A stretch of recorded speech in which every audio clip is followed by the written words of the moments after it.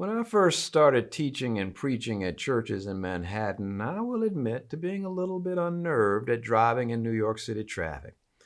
Working in Princeton at the time, I found it easier, especially on Sunday mornings, to drive into the city. They say that New York is the city that never sleeps, and that's accurate, except on Sunday mornings. New York partied so hard on Saturday night that everybody, except the Christians, were still in bed when I exited the Lincoln Tunnel and hit the city streets at 7:30 a.m. I made it from Princeton to a free parking space on the street next to the church in less than an hour. Did you hear me? I said I could make it to a parking place on the street for free in New York. By the time I would leave church, though, after greeting folks following service, the city would be awake and restless and angry that I'd been able to park my car for free. It always seemed like other drivers were out to get me when all I wanted was to get out of their city. Well, I expressed this to a friend who loves New York and everything about it. He started mumbling like some ancient Chinese Zen philosopher. He told me, "Do you notice the way water moves around an obstacle and floods into an open space? So you must stream into an open space in the traffic and pour around the other vehicles, incessantly impeding your progress. The best way to drive in Manhattan," he concluded, "is to flow with the traffic like water." I've come to the conclusion that the best way to drive in Manhattan is to take a cab. Cars cutting in, buses bullying you over, bikes breezing by, pedestrians poking along, talking on their phones, jaywalking right in front of your bumper when you've got the light, police on horseback like this is Wyoming. It's maddening. Even when you're not driving, even when you're on vacation. Why people go to New York to relax is beyond me. It's hard to chill out in that traffic, even when some other driver is contending with the chaos. Well, one summer, we were up there, my wife and me, taking our daughter to do a summer program at Columbia University. We'd chosen to stay in New Jersey and take a ferry into the city.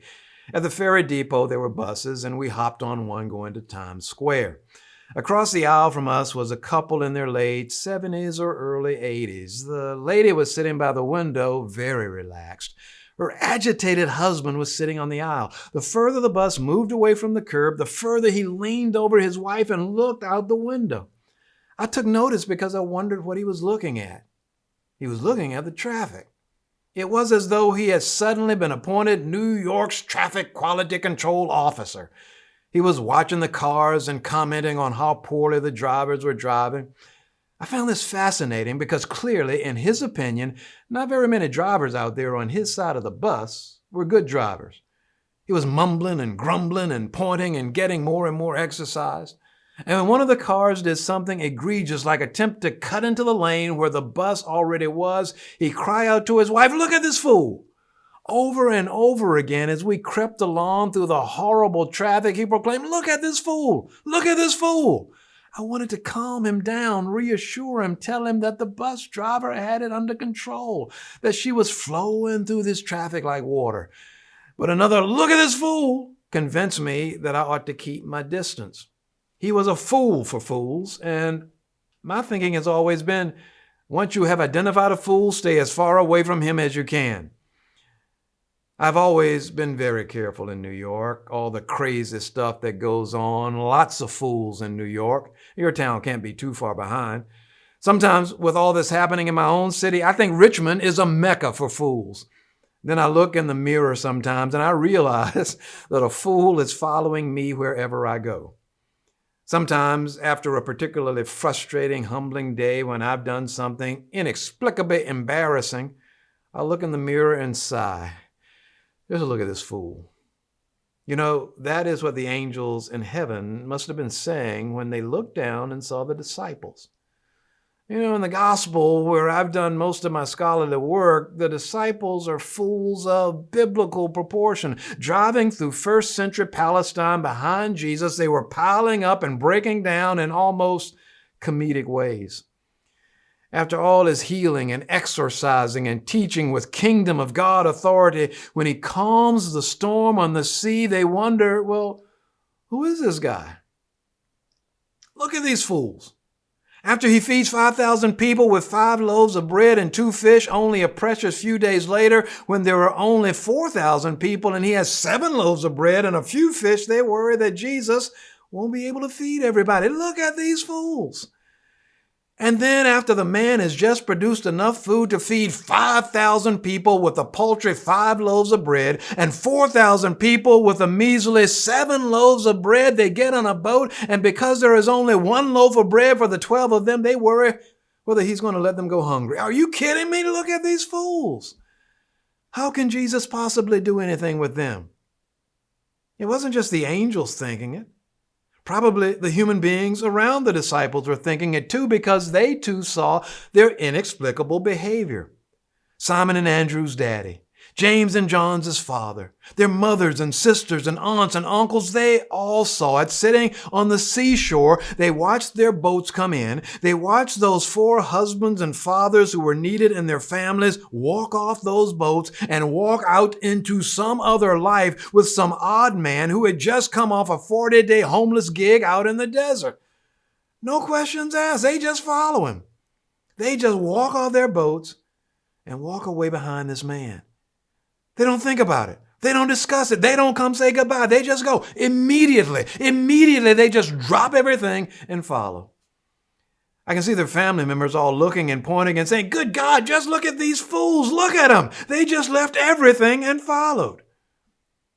How is it possible to explain this kind of behavior? What makes the disciples do this?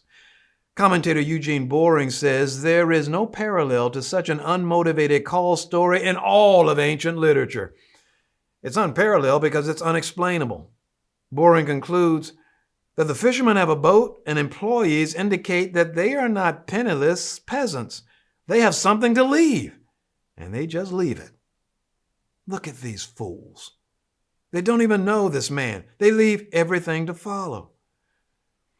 I remember when the first Lord of the Rings movie came out, like most young men in America, I had fallen in love with those books, and I couldn't wait to see the movies, and I couldn't wait for my wife Sharon to see them with me. Funny how those kinds of things are infectious, isn't it? Not that Sharon was infected with the joy of the Lord of the Rings. This was more like one of those cases where I had to inject her for her own good, because I needed someone to go with me to see the premiere the Thursday night the thing came out. And I needed this person to enjoy the movie as much as I enjoyed the movie. I had to talk her up, get her ready, tell her how much she was going to enjoy this thing, even though she was very dubious. "You shall enjoy it," I commanded. "You will love it," I prophesied. So even if it was something less than immediately, she dropped everything on the Thursday night of the premiere to follow me to the theater. So we go out. And I can tell she's enjoying this movie. We're still in the Hobbit hometown. Frodo's Uncle Bilbo Baggins has just come home from a great adventure, and he has this ring that we know is going to lead Frodo into an even greater adventure. And along comes this wizard, Gandalf. He's in shadow half the time at the beginning, and Sharon knows nothing about him. He has the potential to be a great hero or a fearsome villain. And at one point, when he challenges Frodo, Sharon leans over to me and asks, trepidation in her voice, because my answer will determine whether she's going to enjoy this movie or not: is Gandalf good or bad? If you haven't read the books, you don't know, right? Not in the beginning. You know he's charismatic, you know he has great power, but you don't know whether he's going to use that power for good or ill. And so you tremble in anticipation of a world he can help build or a world he can help destroy. The disciples have got to be asking the same thing about Jesus, who walks out of the wilderness and calls them to follow. They have got to be asking themselves, is this man with a crazy claim that the kingdom of God is at hand sane or insane, good or bad? Look at these fools. They don't know, and yet still they follow. God only knows what the family members of those 4 disciples saw in that moment. They watch their sons and husbands and fathers walk off those boats and fall in line behind this man. They can't possibly understand it. I think if we are honest with ourselves, we will admit that we cannot understand it either. Another commentator, David Jacobson, explains why. He says that Jesus' call and the disciples' response to that call makes little sense to us, in part because we may be inclined to confuse discipleship with a lifestyle choice. Even today, we see a minister following a call to a church as a lifestyle decision. Yes, we talk in terms of call, but we know that key decisions are made around issues of family, of children and schools, of spouses and employment, of communities and comfort level, of job expectations and realistic probability of living up to those expectations. That's lifestyle. Today we hear a minister talking about stewardship and we think about lifestyle decisions. How much can I realistically give to the church? How much disposable income can I dispose of to support the movement of God's reign as it breaks into history? How much can I set aside to patronize the church's vision of mission to this city, country, and world, and still have sufficient monies left over for college tuition, house payments, car payments, groceries, or living a little? How much can I afford to give? When can I afford to give it? What does what I give to a church mean for what I'm able to give to myself and my family? Those are lifestyle decisions, real, crucial lifestyle decisions, but lifestyle decisions nonetheless. We can reduce the disciples' story to lifestyle decision-making too if we want to. So on the boat on the Sea of Galilee, you ask, well, what happens if I don't follow in the family fishing business? On the boat on the Sea of Galilee, you ask, what happens to my family if I'm not catching enough fish to earn enough of a living? Off the boat on the shore of the Sea of Galilee, you ask, how do I follow this Jesus and bring my family safely and comfortably along? On the boat, if you're thinking lifestyle, you're thinking about you and how to take care of you and the ones you love.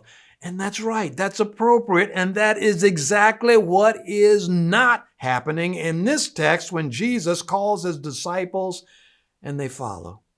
They don't make a lifestyle choice. There is not a chance in Hades that the choice they make is an appropriate lifestyle choice. There is no lifestyle logic that makes their drop everything and follow Jesus choice make sense. We don't have sense. We have flames. The fire that fuels this foolishness is Jesus' claim that the reign of God is an apocalyptic forest fire on the historical horizon. When somebody comes believably proclaiming that God is about to visit, you drop whatever it is you were doing and you start doing whatever you can do to get ready. Yeah, the disciples got out of their boats and got underway with Jesus. This imminent end-breaking reign of God kingdom is what drives the plot of discipleship living. Jesus has just fished the disciples out of their boats and plopped them down, writhing and squirming on the shore of the arriving kingdom.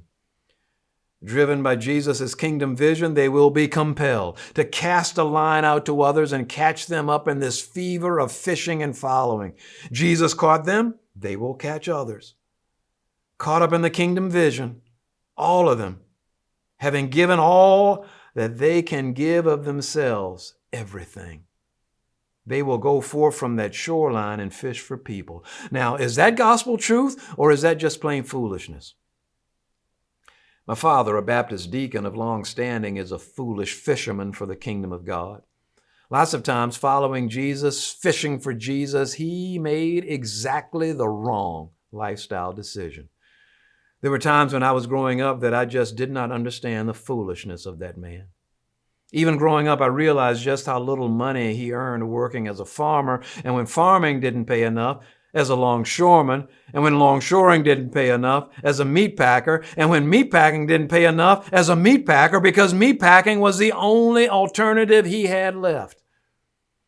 But even as a little boy, I knew from the stress in his voice sometimes when he talked about money. I knew that from time to time he had to borrow from relatives or friends to make ends meet.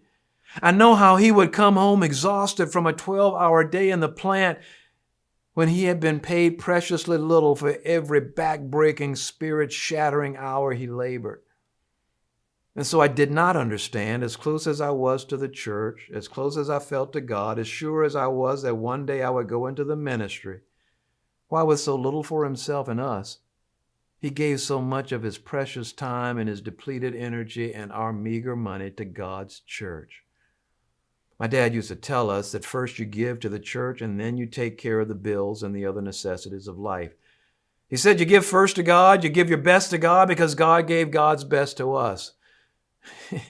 And then he did it with our money, with his life. Look at this fool. Over time, my daddy fished me to be a fool just like him. By his word and by his example, he compelled me to follow Jesus just as Jesus had once compelled him. And that is what Jesus does, Fishes us so we will fish others. So we will be fools, finding other fools who will inexplicably follow. Inexplicable because it makes no sense in so many ways. Jesus is not just asking Peter and Andrew, James and John to give up everything and follow him to do a nice thing. This is more than just crazy. This is craziness squared. This is craziness at some quantum level. You're going to fish people? Think about it carefully now from the proper perspective. Think about real fishing.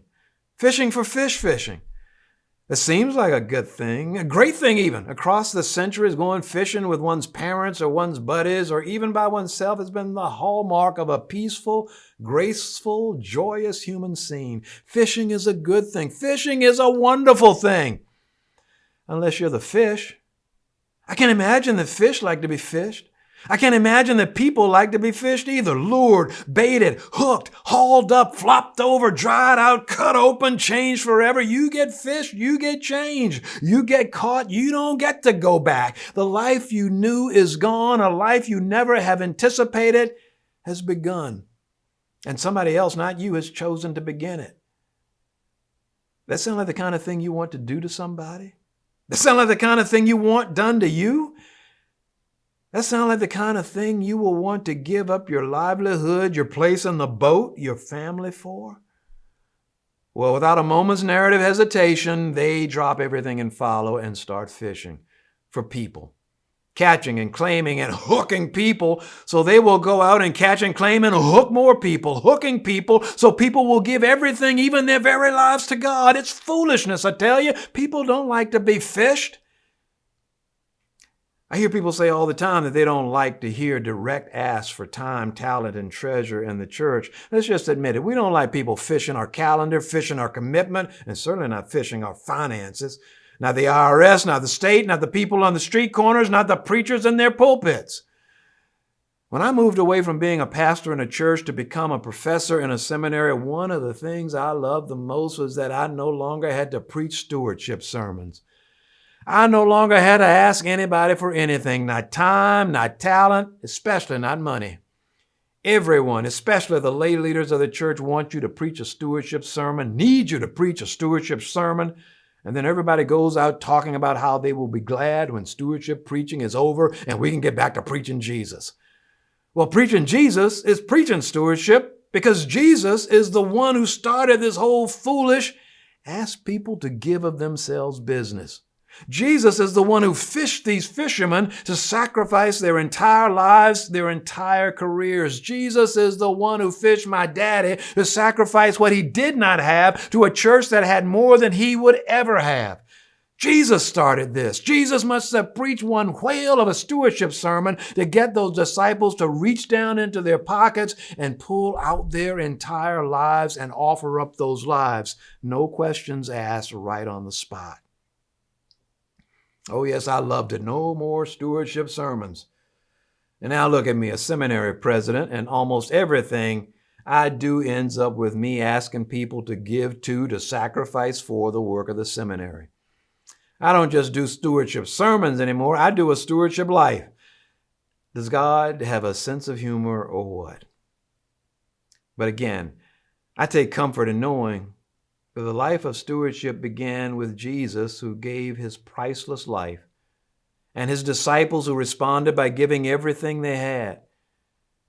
If Jesus could ask people to give everything in the pursuit of God's kingdom, I ought to be able and without hesitation to ask people to give something. And so should you. Have you seen the bumper sticker that reads, "I'd rather be fishing"? With all this theological baggage swirling around in my head, I see that sticker and I want to drive up beside the car with that sticker and I want to yell out the window to the people in that car, no, you don't, not really. But Jesus is saying, yes, you do, really. You want to be fishing for the kingdom of God.